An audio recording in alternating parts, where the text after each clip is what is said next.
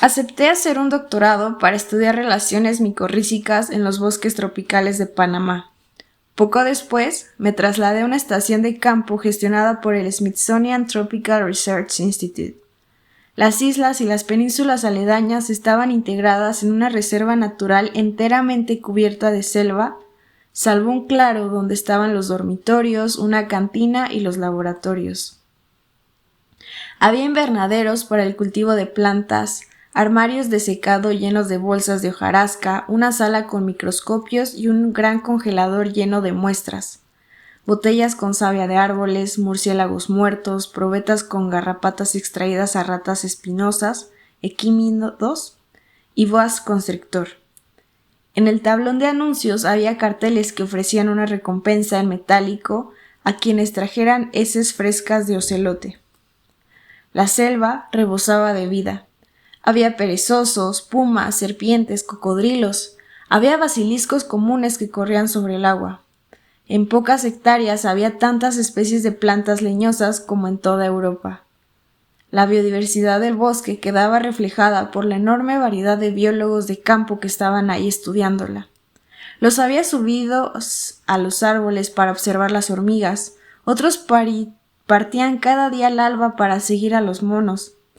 Algunos monitorizaban los árboles que habían sufrido el impacto de un relámpago en alguna tormenta tropical. Había quien se pasaba días enteros suspendido de una grúa midiendo las concentraciones de ozono en el dosel arbóreo. Y los había que calentaban el suelo con instrumentos electrónicos para saber cómo podrían reaccionar las bacterias al calentamiento global.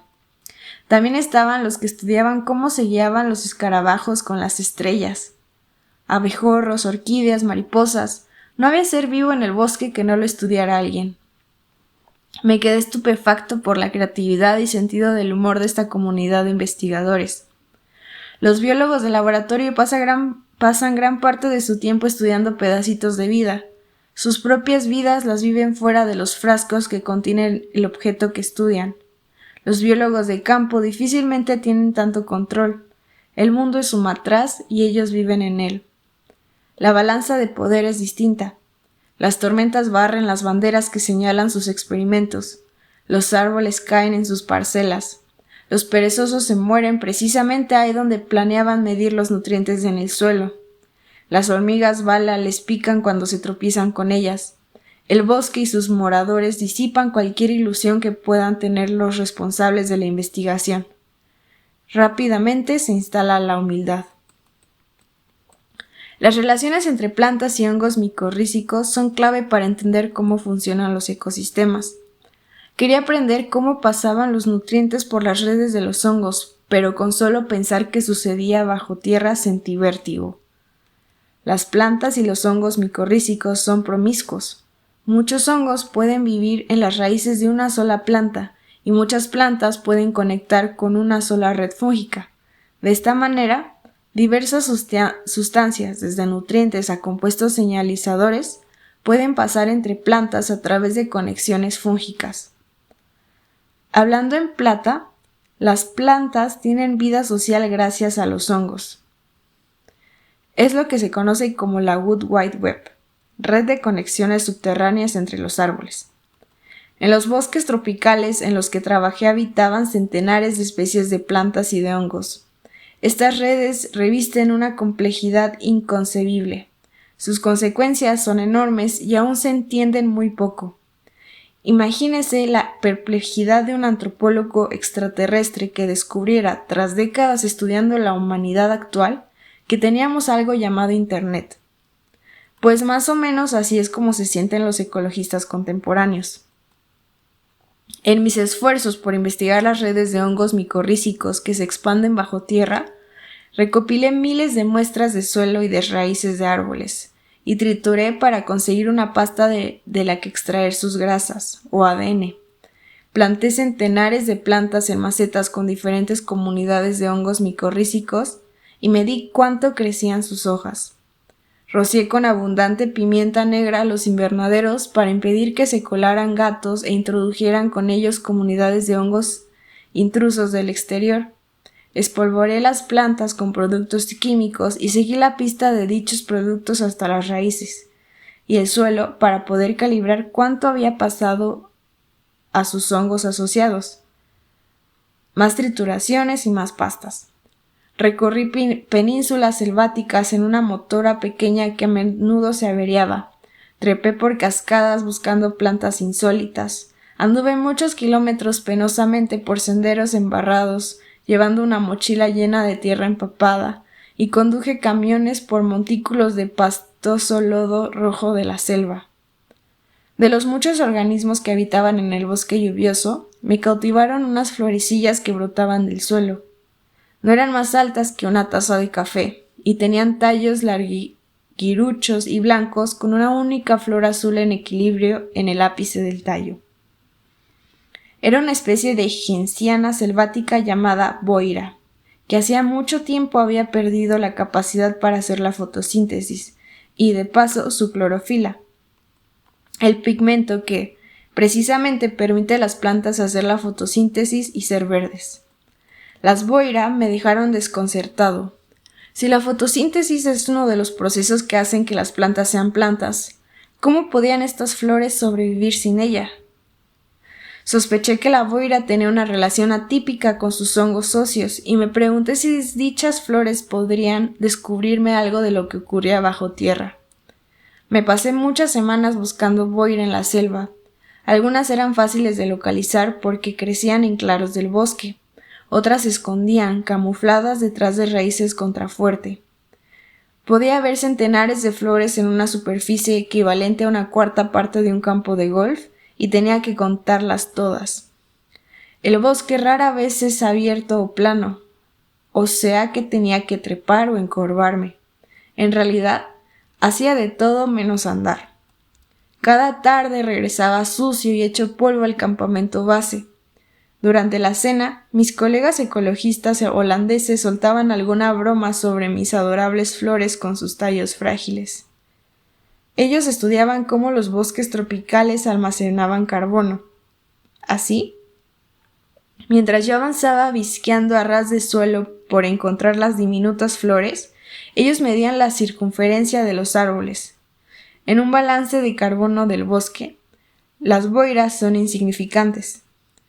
Mis amigos holandeses me tomaban el pelo sobre mi ecología en miniatura y mis delicados intereses, y yo me burlaba de su ecología tosca y su machismo.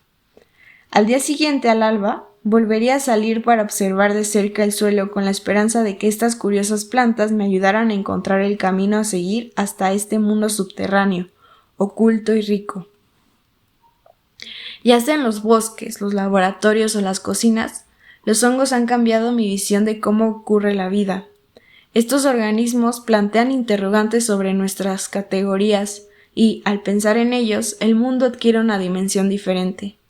Fue mi creciente deleite en que su poder cambiará mi visión el que me empujó a escribir este libro.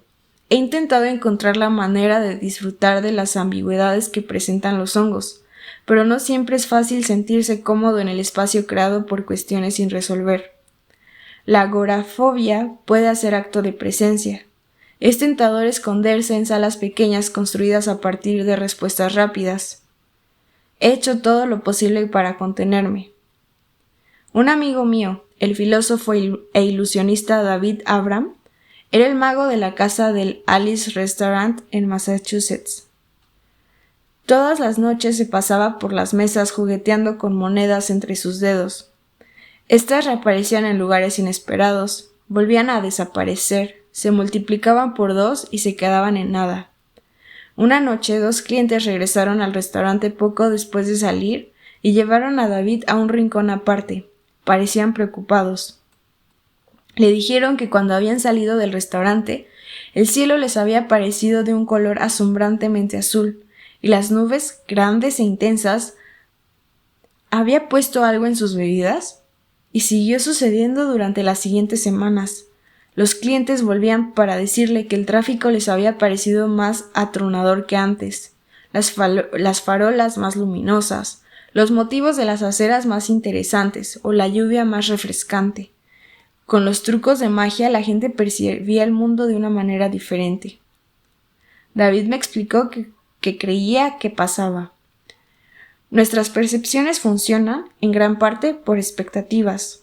Cuesta menos esfuerzo cognitivo encontrarle el sentido al mundo utilizando imágenes preconcebidas actualizadas con una pequeña dosis de nueva información sensorial que estar formando constantemente percepciones totalmente nuevas desde cero. Nuestras ideas preconcebidas crean los puntos flacos donde trabajan los magos. Ya de por sí, los trucos con monedas aflojan el control de nuestras expectativas por saber cómo funcionan las monedas y las manos, y acaban por aflojar el asidero de nuestras expectativas sobre nuestras percepciones en general. Al salir del restaurante, el cielo parecía diferente porque los clientes vieron el cielo tal y como era ahí y entonces, y no como esperaban que fuera. Desengañados de nuestras expectativas, nos apoyamos en nuestros sentidos. Lo increíble es el abismo que hay entre lo que esperamos encontrar y lo que encontramos cuando miramos de verdad. Los hongos también nos desengañan con nuestras ideas preconcebidas, y sus vidas y sus comportamientos son sorprendentes. Cuanto más los estudio, más disminuyen mis expectativas y mis más conceptos familiares empiezan a dejar de serlo. 2 campos crecientes de investigación biológica me han ayudado a manejar estos estados de sorpresa y me han facilitado marcos para guiarme en mi exploración del mundo de los hongos. El primero es un conocimiento de los muchos comportamientos sofisticados y solucionadores de problemas que se han desarrollado en organismos sin cerebro fuera del reino animal. Los ejemplos más conocidos son los mohos mucilaginosos, como el Physarum polycephalum, aunque son amebas y no hongos, como sí son los mohos de verdad.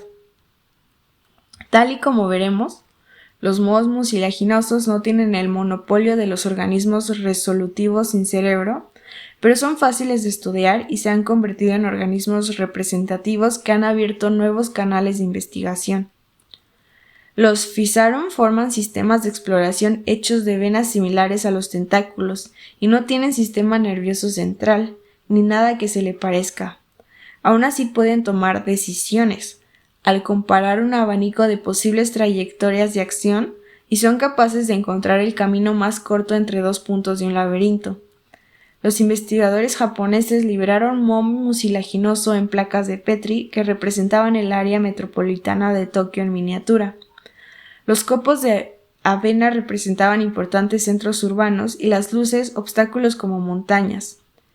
A los mohos mucilaginosos no les gusta la luz.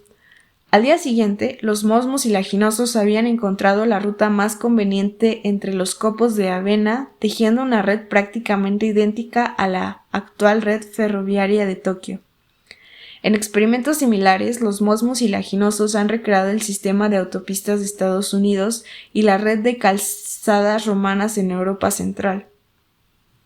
Un entusiasta de los mohos mucilaginosos me explicó un experimento que había realizado. En las tiendas de IKEA se solía perder y le costaba encontrar la salida. Entonces decidió desafiar a sus mohos mucilaginosos con el mismo problema y construyó un laberinto con el mismo diseño de planta de la tienda IKEA de su barrio. Como era de esperar, sin ninguna señal ni personal que les indicara la salida, los mohos mucilaginosos pronto encontraron el camino más corto para salir. ¿Lo ves?, me dijo riendo. Son más listos que yo. Que se los llame mohos mucilaginosos, hongos o plantas inteligentes depende del punto de vista.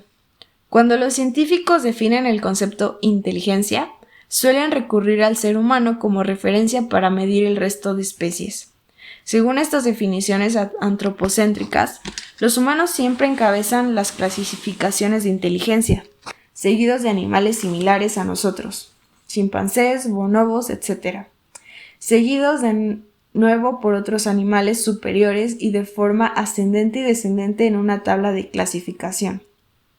Una fantástica cadena de inteligencia trazada por los antiguos griegos que, de una forma u otra, persiste hasta la fecha.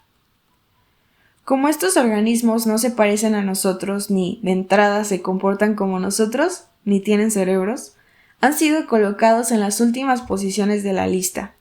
Demasiado a menudo se ha creído que son como un telón de fondo inerte para la vida animal. Pero lo cierto es que muchos son capaces de tener comportamientos sofisticados que nos obligan a pensar con otras perspectivas lo que significa para los organismos resolver problemas, comunicar, tomar decisiones, aprender y recordar. Cuando lo hacemos así, algunas de las jerarquías molestas que apoyan el pensamiento moderno empiezan a suavizarse. Y mientras se ablandan, nuestras actitudes destructivas hacia el mundo, que no es humano, pueden empezar a cambiar. El segundo campo de investigación que me ha guiado en esta indagación está relacionado en cómo pensamos sobre los organismos microscópicos, o microbios, que cubren cada centímetro del planeta.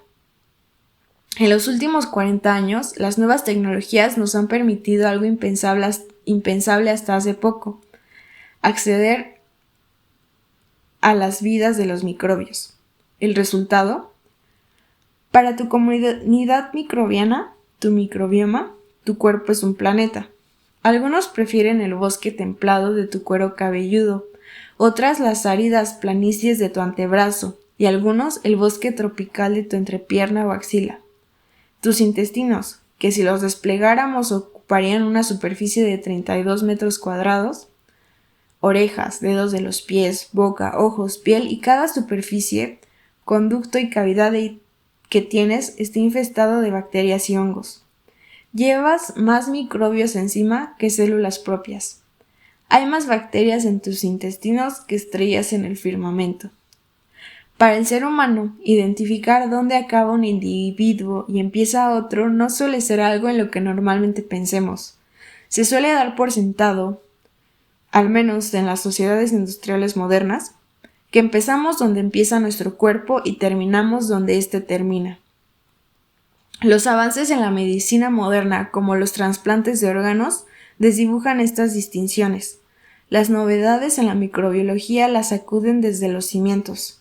Somos ecosistemas compuestos de y descompuestos por una ecología de microbios, cuyo significado tan solo empieza a conocerse. Los más de 40 billones de microbios que viven en nuestros cuerpos y a su alrededor nos permiten digerir alimentos y producir minerales clave que nos nutren. Como pasa con los hongos que viven en las plantas, nos protegen de las enfermedades, guían el desarrollo de nuestros cuerpos y sistemas inmunológicos e influyen en nuestro comportamiento. Si no se mantienen bajo control, pueden enfermarnos e incluso matarnos. No somos ninguna excepción. Incluso las bacterias tienen virus en su interior. ¿Un nanobioma? Y hasta los virus albergan virus más pequeños. ¿Un picobioma? La simbiosis es un rasgo omnipresente de la vida.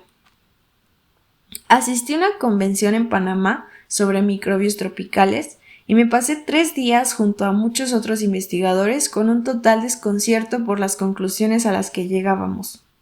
Hubo alguien que habló de un grupo de plantas cuyas hojas producían un cierto tipo de sustancias químicas. Hasta entonces se creía que era una característica que definía este grupo de plantas. Sin embargo, se supo que las sustancias químicas en realidad las hacían los hongos que vivían en las hojas de las plantas. Teníamos que redibujar nuestra idea de la planta. Otro investigador interrumpió, sugiriendo que quizá no eran los hongos que habitaban en el interior de la hoja los que producían dichas sustancias químicas, sino las bacterias que vivían dentro de los hongos. El debate siguió por estos derroteros. Después de 2 días, la noción de individuo se amplió y se expandió más allá del entendimiento. Hablar de individuos ya no tenía sentido. La biología, la ciencia que estudia los seres vivos, se había convertido en ecología, el estudio de las relaciones entre los seres vivos. Y para complicarlo aún más, entendíamos muy poco. Los gráficos de poblaciones microbianas proyectados en una pantalla contaban con grandes secciones etiquetadas como desconocido. Me recordó la manera como los físicos modernos retratan el universo, el 90% del cual se describe como materia oscura y energía oscura. La materia y energía son oscuras porque no sabemos nada de ellas. Esto era materia biológica oscura, o vida oscura. Muchos conceptos científicos, desde el tiempo a los enlaces químicos, los genes y las especies, Carecen de definiciones estables, pero siguen siendo categorías útiles con las que pensar. Desde una perspectiva, el concepto individuo no es diferente, solo otra categoría para guiar el pensamiento y comportamiento humanos. No obstante, hay tanto de la vida y la experiencia cotidianas, por no hablar de nuestros sistemas filosóficos, políticos y económicos, que dependen del individuo, que puede ser difícil quedarse quieto y ver cómo el concepto se disuelve. ¿Dónde deja esto al nosotros? ¿Qué pasa con el ellos, el yo, el mío, el todos, el cualquiera? Mi respuesta a los debates en la convención no era meramente intelectual. Al igual que un cliente del Alice Restaurant, me sentía diferente. Lo que antes me era familiar, ahora era un misterio. Una eminencia en el campo de la investigación del microbioma observó que la pérdida de un sentido de autoconcepto, delirios de autoconcepto y experiencias de control ajeno eran todos sinónimos potenciales de enfermedad mental. Me hizo reflexionar en cuántas ideas teníamos que reconsiderar, sobre todo nuestras nociones culturalmente valiosas de identidad, autonomía e independencia. En parte es esta sensación de desconcierto la que hace que los avances en microbiología sean tan emocionantes. Nuestras relaciones microbianas son tan íntimas como cualquier otra. Conocer mejor estas asociaciones cambia cómo vivimos nuestros propios cuerpos y los lugares en los que habitamos. Nosotros somos ecosistemas que rebasan fronteras y vulneran categorías. Nosotros mismos salimos de una compleja maraña de relaciones que justo acaba de empezar a conocerse. El estudio de las relaciones puede ser confuso. Casi todas son ambiguas. Las hormigas cortadoras de hojas han domesticado el hongo del que dependen o el hongo ha domesticado a las hormigas. Son las plantas las que cultivan los hongos micorrízicos con los que habitan o los hongos cultivan las plantas. ¿Qué caminos hay que seguir? Esta incertidumbre es saludable. Tuve un profesor llamado Oliver Rackham, un ecologista e historiador que estudiaba de qué manera los ecosistemas habían formado y habían sido formados por las culturas humanas durante miles de años. Nos llevaba a los bosques próximos y nos contaba la historia de esos lugares y de sus habitantes humanos mientras leía los nudos y hendiduras en las ramas de viejos robles. Observaba dónde brotaban ortigas y anotaba qué plantas crecían o no en un seto. Gracias a Rackham, esa línea nítida que creía que dividía la naturaleza y la cultura empezaban a desdibujarse. Más tarde, mientras hacía trabajo de campo en Panamá, me topé con muchas relaciones complicadas entre los biólogos de campo y los organismos que estudiaban. Dije en broma a los científicos que estudiaban a los murciélagos que si trasnochaban y se pasaban el día durmiendo adquirirían malos hábitos. Me preguntaron qué huellas estaba dejando en mí los hongos. Pues la verdad es que aún no estoy seguro, pero sigo preguntándome cómo en nuestra dependencia total de los hongos, como regeneradores, recicladores y tejedores de redes que unen mundos, podríamos estar bailando a su son más a menudo de lo que nos percatamos. Y si lo hacemos, es fácil olvidarse. Muy a menudo, demasiado, me vuelvo objetivo y contemplo el suelo como un lugar abstracto, un ruedo difuso para interacciones esquemáticas.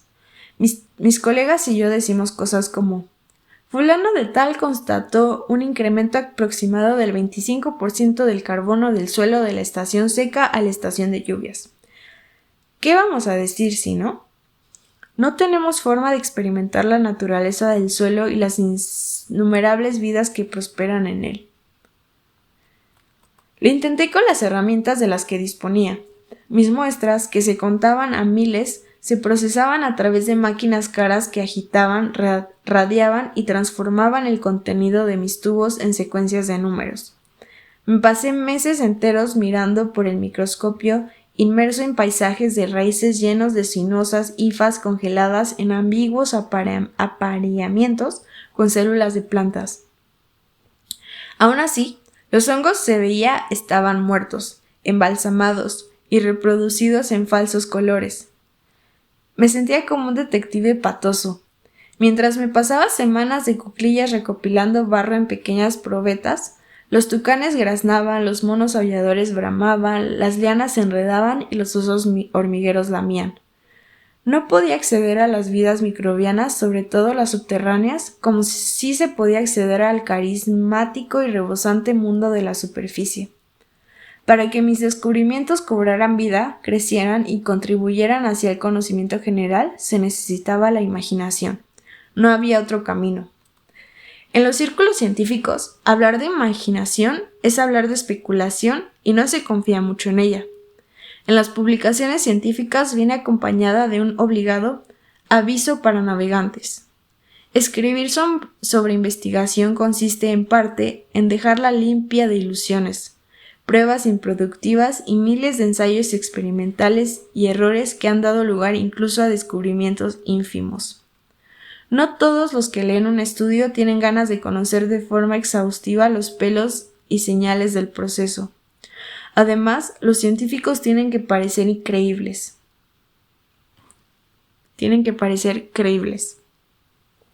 Si se entra a hurtadillas entre bastidores, quizá la gente no esté muy presentable.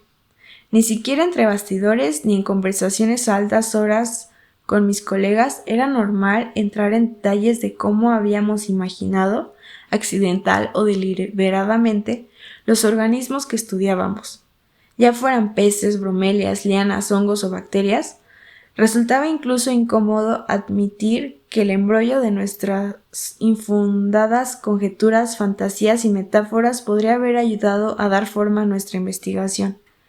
En cualquier caso, la imaginación forma parte de la tarea cotidiana de investigar. La ciencia no es un ejercicio de racionalidad a sangre fría. Los científicos son y siempre han sido sensibles, creativos, intuitivos, seres humanos completos, que hacen preguntas sobre un mundo que nunca se hizo para ser catalogado ni sistematizado. Cada vez que preguntaba qué estaban haciendo estos hongos y diseñaba estudios para probar y entender sus comportamientos, no me quedaba otra que imaginármelos. Un experimento me obligó a hurgar en los recovecos más recónditos de mi imaginación científica.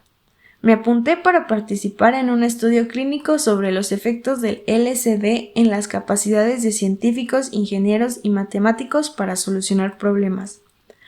El estudio formaba parte del gran resurgimiento del interés científico y médico por el potencial desaprovechado de las drogas psicodélicas.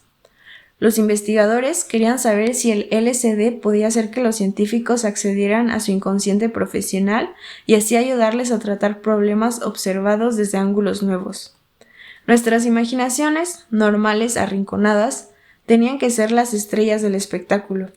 Fenómenos que tenían que ser observados e incluso medidos.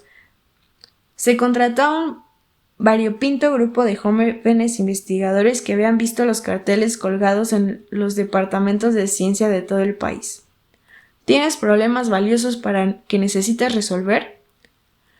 Era un estudio atrevido, pues es bien sabido que cuesta mucho organizar avances creativos en cualquier sitio, y mucho menos en la unidad de ensayos clínicos de un hospital con drogas.